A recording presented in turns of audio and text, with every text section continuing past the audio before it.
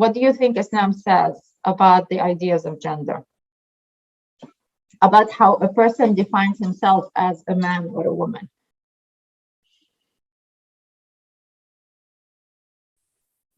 And you can unmute yourself and speak if you would like to share.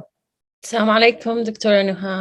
I think that what I understood what you said is like, you know how we say rajul or like a man or a male, and like it depend. My understanding for what you're saying is like how they perceive themselves as is like what's the social and the stereotype identification of the what a man is and how they put themselves in that particular definition. Is that what you're saying? Yes. Yes. So I'm asking what would be the Islamic ideas about gender? Yes, you're right. Yeah. So basically if you are providing for your family, so you are the rajul of the like al-bayt, or you're responsible for that, for your household and for your family. So are your social definition, you are the rajul. But if the woman is responsible and doing all the chores that the man is doing, so are like our society identify her as the man of the household. Oh, that's an interesting take. Wow, I didn't even think about that. But you're actually giving us an example of how it is a social construct. Yes. Yes, that's what I'm trying to understand, because it's very interesting how you said it's a social identification, how we perceive it as like our gender. Is it a female or a male? It doesn't have to be sexuality. No, because you gave us an example from the American culture, how if she is like doing everything, then she becomes the man of the house. Yes. And for us, Islam, it's totally different, because I don't know how to say it in Arabic. It's a rajul, or what's the other word? It's I don't know if someone can help me. There's the male and the female, but I can't. Zakar. So we have unsa wa zakar, and we have rajul wa imra'a. Yeah. So like you're born being a zakar, but it doesn't mean you are the anta al-rajul. Because you have a certain social standards you have to fit yourself in to be identified as a rajul, right? Very, thank you so much for sharing this, because that exactly speaks to the problem that is our young people are struggling with. Because we as a society, as a Muslim society, we have also our ethnic understandings of the role of a rajul or a man, and the role of a woman or a imra. And those ethnic understandings of the roles, the social roles, actually interfere sometimes with how our young people understand Islam or understand themselves, and they can cause problems. And since you raised this, I want to jump to something actually. What are we as a society, as an American Muslim society? What are some of the sexual roles messages that we are sending to our young people that actually does not help them and cause them confusion, and may actually lead them to reject their actual gender identity that is based on their genes and choose the other identity? What are we doing? We're not helping our young people. I'm not saying all of our young people, but some of our young people who are struggling with this issue are coming from a place of being hurt and burnt by the messages we send in our community. So if you guys were to think about some of these messages, what would they be? And anyone can share. If I can continue talking, it's also like, for example, careers. We put like women in certain careers and men in certain careers, and like what we implant in our kids' head. I was like, he's an engineer, you're a teacher, for example. It's like I heard it a lot growing up. I was like, be a teacher so you can go home with your kids when they go home. You know, putting all these stereotypes, and exactly what you said, like it pushes the kids away and from it, because that's my struggle. So like, culture is different than Islam. It's culturally, we are putting us as women or men in certain boxes, that it's making the new generation being very defensive and pushing these standards away, make them go to the extreme. I don't want to be put in this. I don't want to be put in this women image.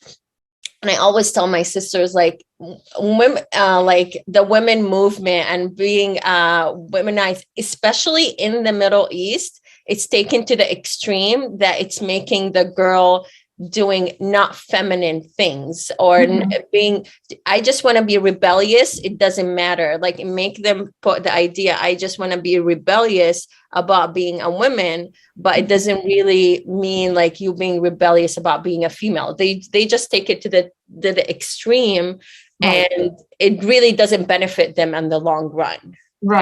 Right. So a very important message, one of the areas of messages we're sending to our young people is about careers. You're absolutely right. Like, or for example, not encouraging, and I don't see this as much in the Muslim community in terms of like maybe minimizing a woman's ability, for example, to actually be in the scientific, realm.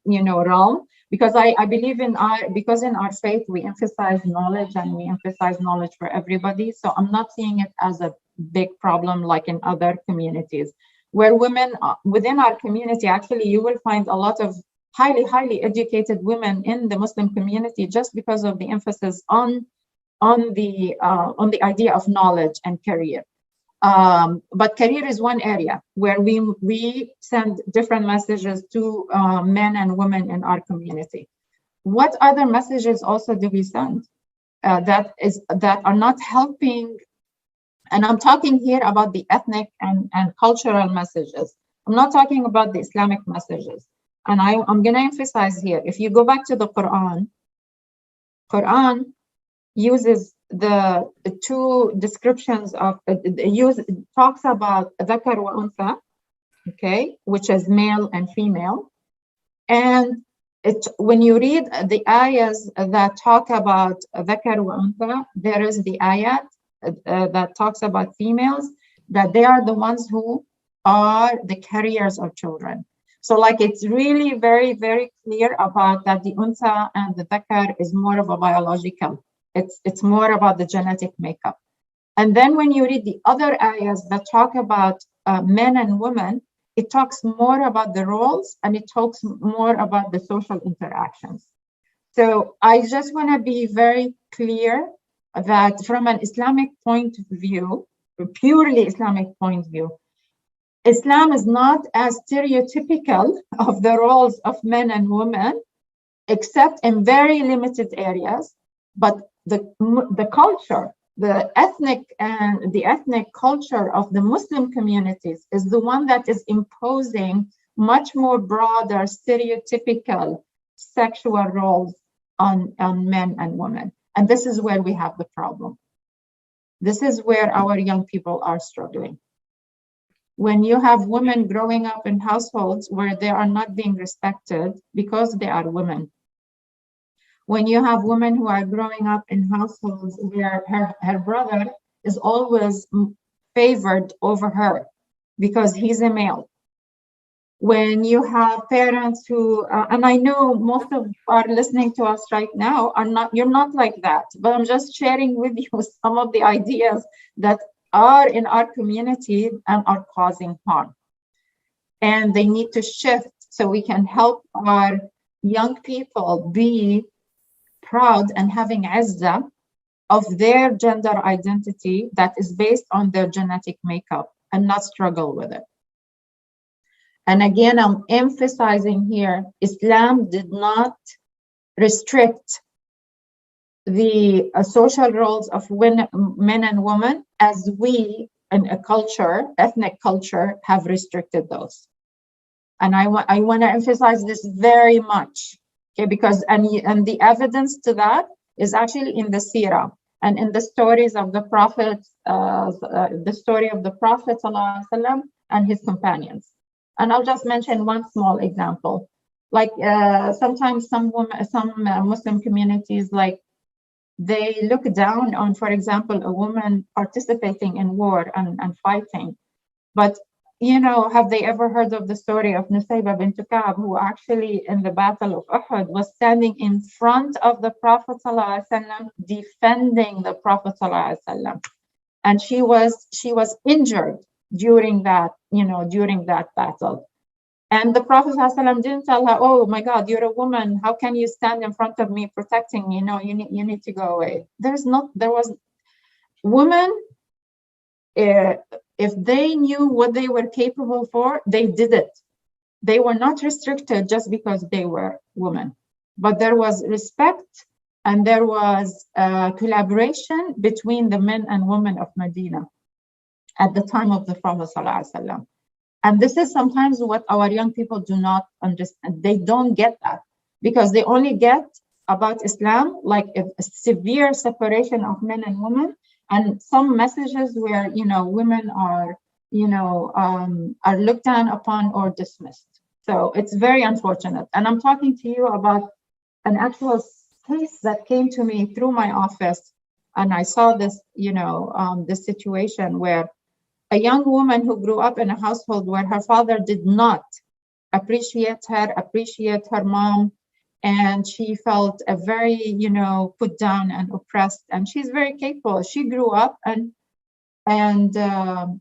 just over the last 2 years, she decided to do the sex change operation to change to a man, because she wants to be respected by those around her. So she felt for herself that if I become a man, then I'm going to get the respect that I want. This is what I'm talking about.